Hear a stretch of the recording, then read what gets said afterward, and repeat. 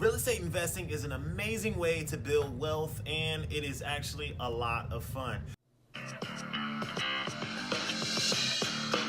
You're tuned in to YouTube. Come on in, let's have some fun. What's up, everybody? Julian McClurkin here, your host of the YouTube channel. Now, today I want to share with you guys a couple of cool steps that I took to become a real estate investor.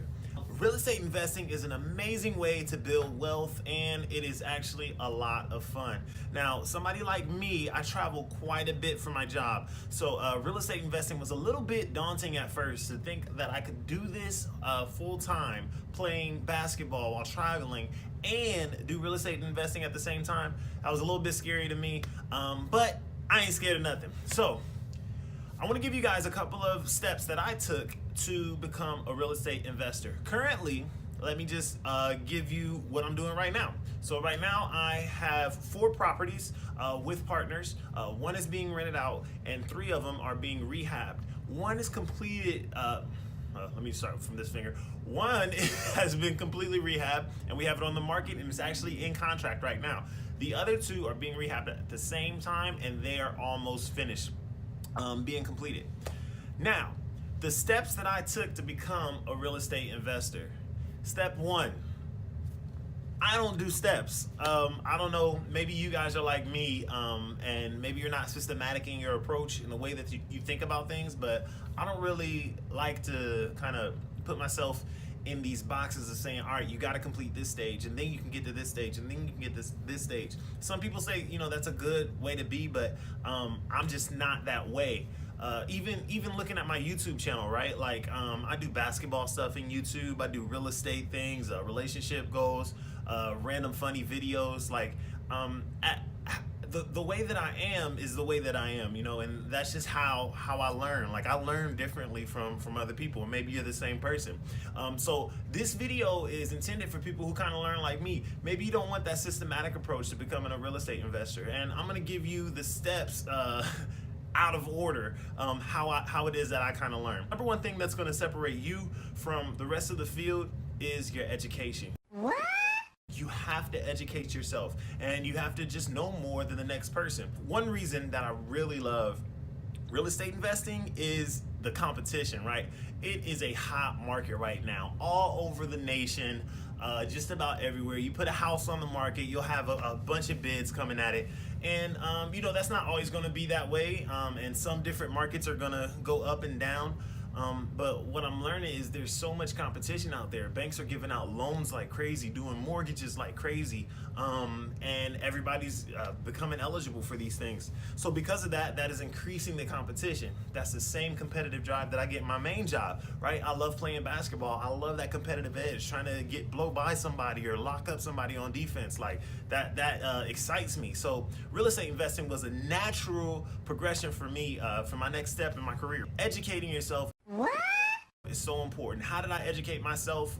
So far, it's been a lot of YouTube videos. I will go on YouTube and literally, if an idea pops in my head, like, or a question pops in my head, as soon as I could be like in the middle of trying to figure this thing out, like talking to a buyer, talking to a seller, and I can say, you know what, let me get back to you on that. I'll hang up the phone, type up on YouTube, how do you negotiate seller financing, or how do you negotiate a wholesale deal, or how do you negotiate, you know, what do you say to a buyer when they tell you that the house has fire damage? What do you say to a buyer when they're not really looking to sell you a house? Like, there's a bunch of different strategies out there, right? And what you have to do is educate yourself. Educate yourself as to what it is that you want to do well in. So with real estate investing, some areas that I really like are wholesaling, rehabbing, and buying whole. Those 3 things I'm really in love with, and those are the 3 things I've done so far, right? My very first deal was a wholesale deal. Now, what is wholesaling?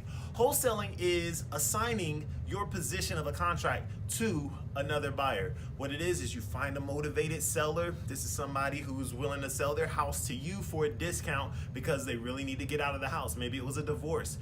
Maybe they don't live in the state that the house is for sale in. Maybe they inherited this house in Ohio, but they live down in Florida and they don't have time to look over the house, so they need to get rid of it quick.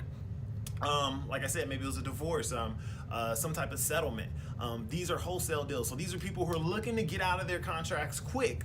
What you can do is find a buyer who is willing to pay a little bit more than what you paid for that house. And this happens all the time. And what you do is you're selling that, you're not acting as a real estate agent, but you are selling your position on that contract. And what it is called an assignment fee. A lot of people assign themselves about $5,000 to $10,000. I mean, assignment fees can go, I've heard that they've gone as high as $53,000. That's like the biggest one I've ever heard for an assignment fee. But people do it all the time, and it's pretty cool. I made my first deal was actually a wholesale deal while I was looking for a flip. I didn't limit myself to just wanting to do that flip. I kept my mind open because I was educating myself at the same time. So when a flip opportunity came up and I saw it wasn't really gonna work out for me, I said, now, how can I make this work, right? So like that's the different way to look at problems. Like I could have looked at that flip and said, dang, well, I'm not gonna be able to flip this house. Well, on to the next one. No, a book I read called Rich Dad, Poor Dad by Robert Kiyosaki said that when you look at these obstacles and you look at these problems, a poor person looks at these obstacles and says, I can't afford this house, or I can't do this. But a rich person's mentality is, how can I afford this house, or how can I make this happen? And that's what you got to do when you look at these problems and these situations. There's so many different strategies out right now. The only way you can know those strategies, and I'll keep coming back to this, is you got to educate yourself. You have to learn, right? And that's the only thing that's going to separate you from the next person. So I found a house, wasn't going to be able to afford it to flip it myself. So I decided, hey, what is that wholesaling thing? Literally researched wholesaling. And I learned that a lot of wholesalers use these things called bandit signs. So when you're driving around and you see those signs that say, we buy houses, any condition, house for sale, handyman special, you see these things on Craigslist, and those are wholesalers. What I did, because I'm not a wholesaler, or at least I wasn't, what I did was I contacted a wholesaler, right? I called one of those bandit signs and I said, hey, I got a deal. This guy wants to sell me his house and I can't afford to buy it myself right now, but you're a wholesaler, like, why don't we partner on this deal? I brought the deal to you, you take care of everything else, and I'm gonna learn right beside you the whole time. So the guy's like, yes, who's gonna say no to free money, you know?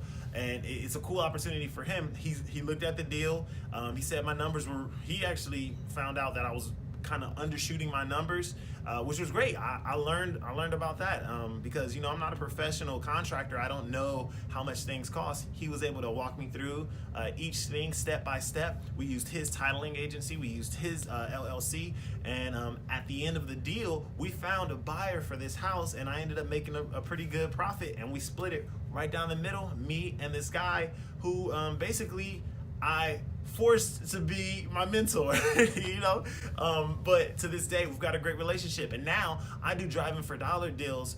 Whenever I go back home, I'll just drive around and I'll look for vacant properties, right?